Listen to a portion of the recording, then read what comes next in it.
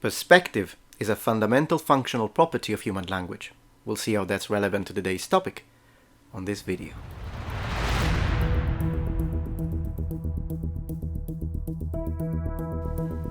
Hello noble ones, welcome back to my channel. This is the Metatron speaking, and in January I posted this video where we discussed ancient civilization from a cultural perspective, historical perspective, like we always do on this channel, but specifically focusing on the very few historical instances of accounts of same-sex marriage, because it was an interesting topic to talk about. Now, I won't say that this video generated backlash per se, because it was generally very well received by the majority of my audience, but at the very beginning of this video I discuss, as I'm talking about same-sex attraction, homoerotic encounters in ancient literature, I talk about Gilgamesh and Enkidu. What was fascinating from a socio-analytical standpoint is that this specific encounter of this possible homoerotic attraction generated a wide range of reactions, from people getting excited and in fact intrigued, to people being surprised. There were people that very professionally presented counter-arguments to this idea, which of course I appreciate and I will address today. There were also people who were legitimately asking me for further academic proof. I will provide it. But then you also had a type of people that had a reaction that I just cannot understand. Now, don't get me wrong, I hate when people present politically charged agendas, which is why I addressed that topic and today's topic from a completely apolitical standpoint. We are addressing this from a purely academic, neutral stance. So we are looking at the evidence, analyzing the data, and then we are formulating what we as a team consider to be the most probable interpretation of said data. No pandering of any side of the political spectrum. But some people had such a strong emotional reaction to me stating that Gilgamesh and Enkidu had a homoerotic relationship, to the point that it makes it look like the quality of their life will be severely affected by whether Gilgamesh was just a friend of Enkidu's or if they were lovers.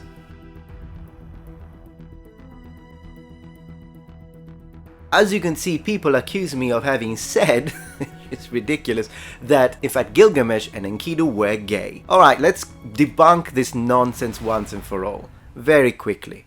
I never said they were gay. This is what I said.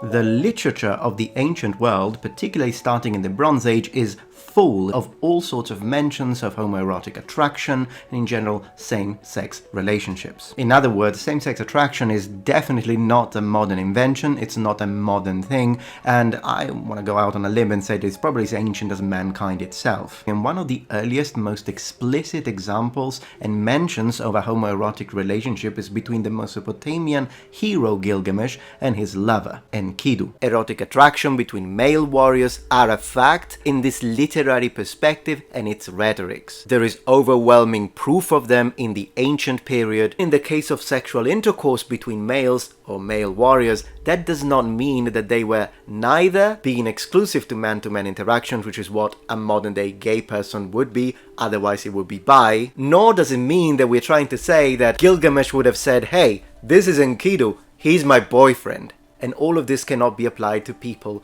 of 5,000 years ago. With all that out of the way, why did I say, and why do I still say, and we do believe as a team, that our interpretation that Enkidu and Gilgamesh's love goes beyond friendship and definitely into a sexual erotic sphere? What do we base it and how do we defend it at an academic level? Let me show you.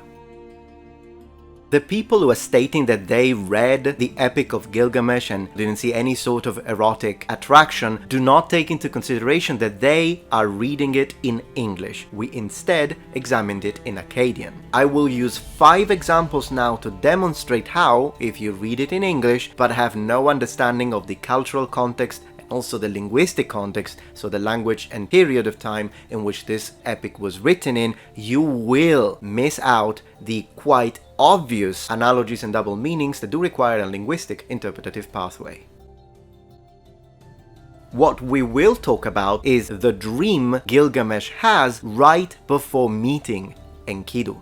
In this dream, Gilgamesh sees a meteor in the sky, and then from this meteor, 2 very specific objects come down from the sky. A sphere of light, and second, an axe. And how does Gilgamesh interact with these objects as he looks at them and then they reach him? He has sex with them. Now, when you read that in English without any experience of translation within the Akkadian language, you'll just look at it as it's a little weird, something strange that people in ancient times would write, and then you move forward without thinking anything of it. That's why this sort of event in the text needs to be interpreted through textual function, because it is semiotic in nature. The word for sphere in Akkadian is almost identical in pronunciation to another word that means a young man with curly hair who is effeminate. The word for axe in Akkadian is linguistically almost identical in pronunciation to the word which translates as male prostitute, and to be specific, within the Babylonian world and culture, it would mean a sort of male priest that would prostitute himself towards other males within very specific rituals. So as you can see, as we go deeper in the interpretation of the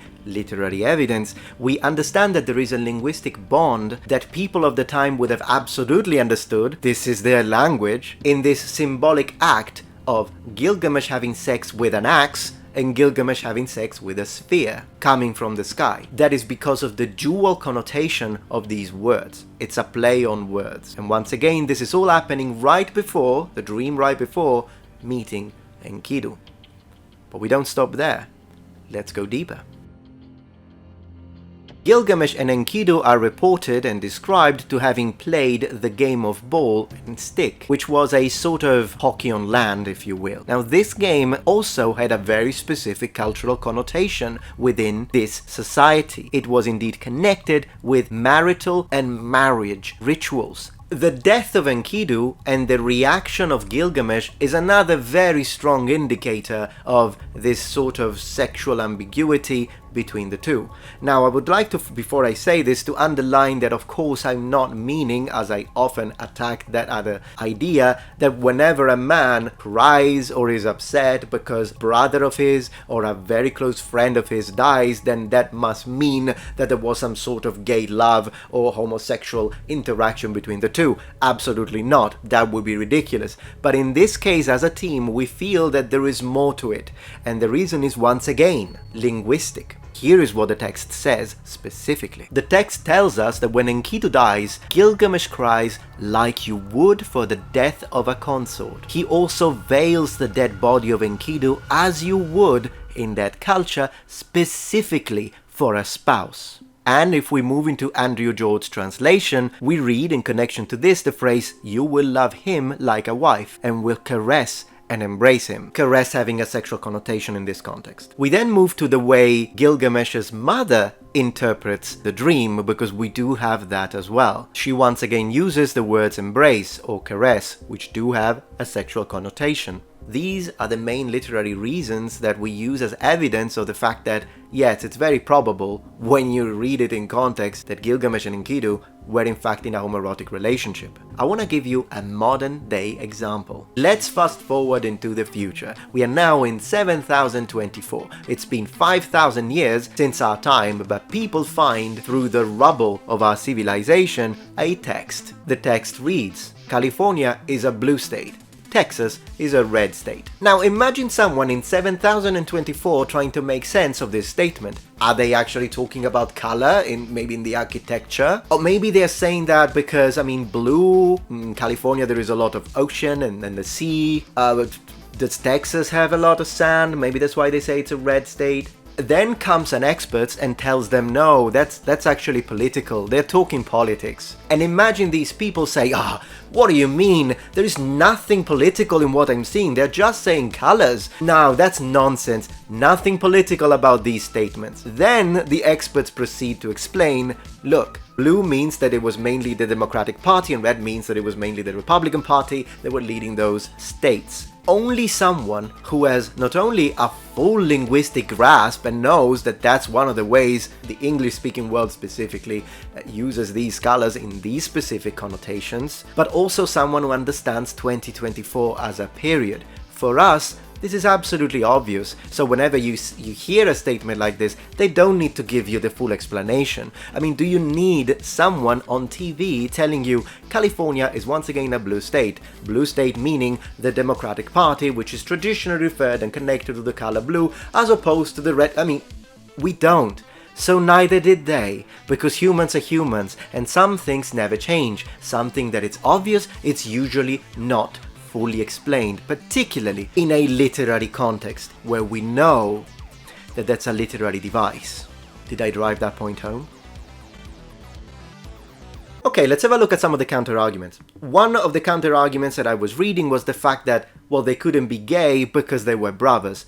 Well, first of all, I'd like to once again underline, no one said that they were gay, so let's remove the labels. But this idea that they were brothers makes no sense, because yes, they were brothers, but adoptive. I mean, Enkidu was not blood related to Gilgamesh, so I think whoever says this either very quickly read the story or didn't read it at all and just repeated what someone else said. Another counter-argument that I was reading in the comment was the statement, well, Enkidu couldn't be possibly gay because in the story he had sex with a priestess. Well, apart from the fact that this sentence wouldn't even work today, never mind 5,000 years ago, because I mean, you can have a gay man and he can still have sex with a woman, but of course this is not the case because he was not gay.